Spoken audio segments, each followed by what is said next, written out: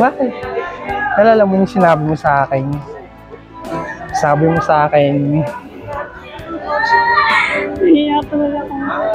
nakakapanghina yung isang araw na wala ako dito. How if yung 5 years, syempre hindi ko hahayaan na 5 years manghina yung taong pinaka-importante sa akin, pinakamamahal ko. That's why I choose you to stay here. Ha? Ha? And then naalala mo nung second day na mag-usap tayo sa chat. Sabi mo, ako yung future husband mo, tapos ikaw yung future wife ko. Sabi natin nun sa isa't isa, bibigyan tayo ng pagkakataon ni Lord na I think this is the right time. Jinky Fernando, will you be my girlfriend and soon to be Mrs. Idol?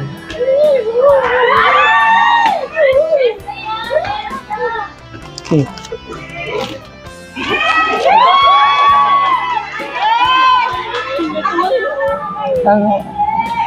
Ha? Bakit nga? Okay.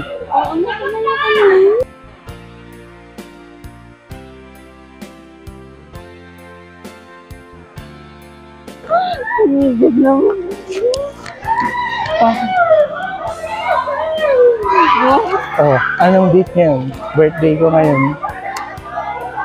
Wala ko makawalis ka.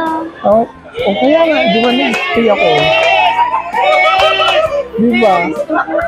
Diba? Kaya nga ako nag-stay dito eh.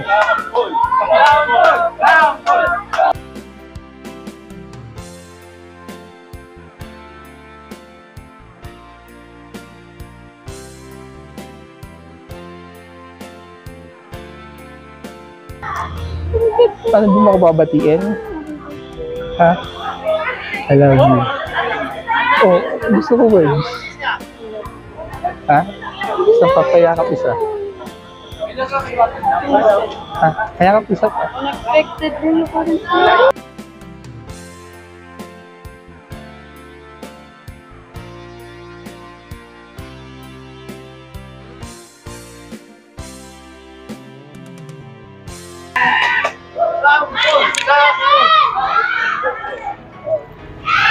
Kibaba na kami ha.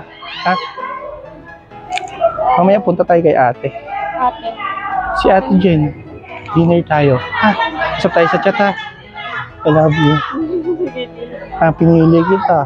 Sabi ko kasi mas maganda yung opportunity. Pagkasama kita, kaya ko kitain ng triple yung lahat.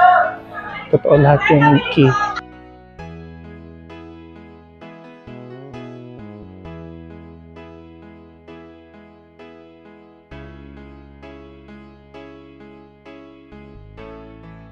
Sige. Okay. Ha? So, anong sagot? Anong sinagot? Ay, narinig eh. Di na narinig nila eh. May narinig sinagot eh. Sabi? Para may ebidensya. Okay na, narinig ko na eh. Okay na. Sige. Oh. Congrats, Lods. Okay na. Sige, alis muna kami ha. Bye-bye. Okay. Dito, saan tayo dadaan? Dito. Magkano po luya? Magkano po luya?